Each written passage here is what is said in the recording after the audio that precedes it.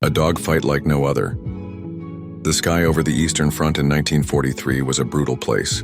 Fighter planes clashed in twisting duels. Engines screamed, and every second could mean life or death. Amid this chaos, German pilots, many hardened Expert 10 with dozens of kills, dominated the air with their fearsome Messerschmitt Bf 109s and Focke-Wulf 190s. But on one July morning, a different kind of story unfolded. A Soviet pilot, only in her mid-20s, locked onto a German fighter, outmaneuvered him and forced him down.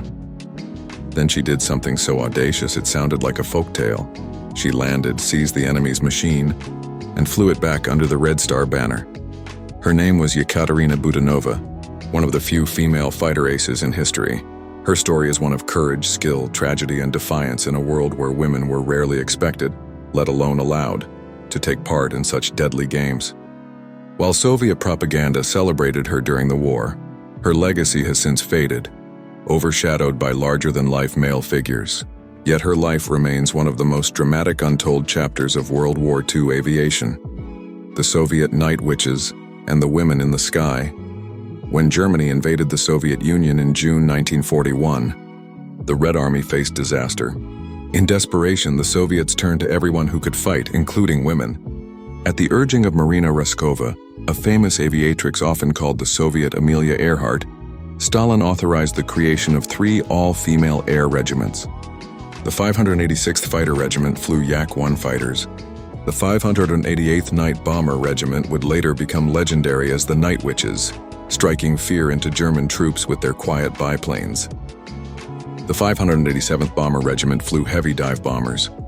It was into this world that Yekaterina Budanova stepped. Unlike most of her comrades, she wasn't born into privilege or with flying connections. She grew up poor, orphaned early, and trained herself in aviation clubs, rising by grit and determination. By the time war broke out, she was already a skilled civilian pilot, and one of the first to volunteer for combat duty. Early life. From orphan to aviator, born in 1916 in Smolensk Oblast, Budanova's childhood was harsh. Her father, a laborer, died when she was young. She worked as a housemaid and seamstress before finding her way into a local flying club, one of the many aero schools set up by the Soviet state to encourage aviation. Flying was intoxicating. For Budanova, it meant freedom from poverty, from expectation from a society that saw women primarily as workers or mothers. She earned her pilot's license in her early 20s, became an instructor, and soon caught the eye of recruiters when the war began. Taking to the front, the 586th Fighter Regiment in 1941, Budanova was assigned to the 586th Fighter Aviation Regiment, one of the all-female units. She flew the Yakovlev Yak-1, a nimble but lightly armed Soviet fighter that required incredible skill to match German machines. Alongside her friend and fellow ace Lydia Litviak, Budanova soon proved herself more than capable of holding her own. The Soviet command initially hesitated to send women into the thickest fighting. But as losses mounted, Budanova and Litviak were transferred to mixed-gender units where they fought alongside male pilots. Here they encountered skepticism, if not outright hostility. Many men doubted women could handle high-speed aerial combat. Budanova answered those doubts with her guns. First victories in the sky, her first confirmed kill came in the summer of 1942. German bombers were raiding Soviet positions when Budanova, flying cover, spotted their escorting fighters. She dove into the fray, lined up her sights, and fired. A Messerschmitt spiraled down, smoke trailing, crashing into the earth. From then on, her reputation grew.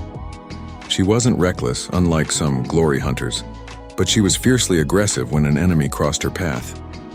Reports credit her with anywhere from 6 to 11 confirmed kills, though like many Soviet aces, exact records remain disputed. What cannot be disputed is the respect she earned from comrades. Male pilots who once mocked the girls in their regiment soon admitted that Budanova could fight as well as any of them. The woman who stole a Nazi plane, among the many tales surrounding Budanova, the most famous is her capture of a German aircraft. Accounts differ. Some suggest it was a forced landing, others that she deliberately took control. But the core of the story is this. During a dogfight, she downed or disabled a German fighter, landed nearby, and managed to bring the intact plane back under Soviet control. If true, and Soviet wartime records hint at it, it was an incredible achievement. Capturing enemy aircraft was a goldmine for intelligence, allowing engineers to study weaknesses, strengths, and design features. The Germans guarded their technology fiercely. For a young woman pilot to snatch one from under their noses was not just daring, it was humiliating for the Luftwaffe. This act earned Budanova the nickname in some circles as the woman who stole a Nazi plane. It was both propaganda, gold, and a genuine military contribution. Friendship and rivalry with Lydia. Litviak Budanova's closest comrade was Lydia Litviak, known as the White Lily of Stalingrad. The two women were often paired on missions, watching each other's tails in the deadly skies. Together they formed a fearsome duo, but there was rivalry too. Litviak was more flamboyant, painting flowers on her fighter and courting fame. Budanova, quieter and more disciplined, cared less for showmanship. Still, the bond between them was strong. They protected each other in battle, celebrated victories together, and shared the burden of being women in a man's war. Their fates, tragically, would also be intertwined. Both killed in action within weeks of each other in 1943, July 1943, the final battle, by mid-1943. The war in the East had reached a turning point. The Battle of Kursk was raging, the largest tank battle in history, and control of the skies was crucial.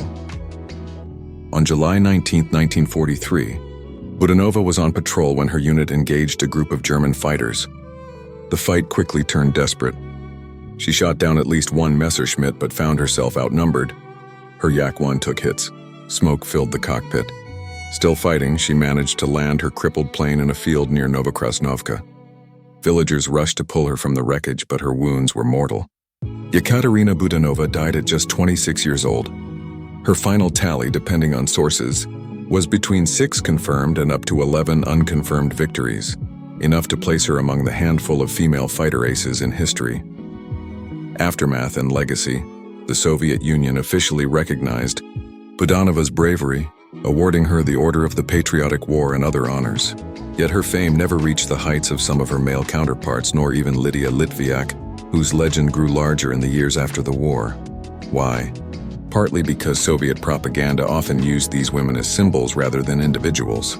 Their stories were simplified, their records inconsistently kept, and their memory faded amid the broader narratives of Stalingrad, Kursk, and Berlin. In 1993, 50 years after her death, the Russian government posthumously awarded Budanova the title Hero of the Russian Federation, the country's highest honor. For many, it was recognition long overdue: women at war. Beyond the cockpit, Budanova's story is also part of a larger, often forgotten narrative: the role of Soviet women in World War II. While Western allies restricted women to nursing, clerical work, and support roles, the USSR mobilized them fully. Over 800,000 women served in the Red Army. They were snipers, machine gunners, medics, and pilots. The Night Witches terrorized Germans with nighttime bombing raids. Female snipers like Lyudmila Pavlichenko racked up hundreds of kills. Budanova was not an exception, but part of a broader phenomenon, one that shocked the German army, which often refused to believe they were fighting women until capturing them. Why her story matters today. So why revisit Budanova's story now? For one, it challenges stereotypes. Women in war are often portrayed as victims, nurses, or passive supporters. Budanova, and others like her, prove that women can and did fight as fiercely as men when given the chance. It also highlights the forgotten corners of history. While American and British narratives dominate popular culture, the Eastern Front was where the war's outcome was decided. Millions died, entire cities burned, and in the skies above, young pilots like Budanova staked their lives in duels that shaped history.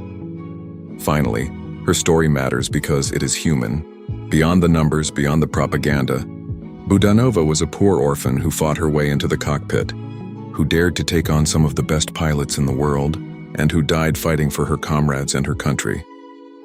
Conclusion: the Lily and the Falcon Yekaterina Budanova's life was short but dazzling. From an orphaned girl with little hope to a decorated fighter ace, she carved her name into the sky with fire and steel. Her victories, whether 6 or 11, were less important than what they represented: courage, determination, and the breaking of barriers in one of humanity's darkest hours. In the end, she was buried far from home in a village whose people barely knew her. Her story, dramatic and nearly forgotten outside Russia, reminds us that history is not only written by the victors, but by those brave enough to defy expectation, and among them, soaring high, was a young woman who refused to be grounded,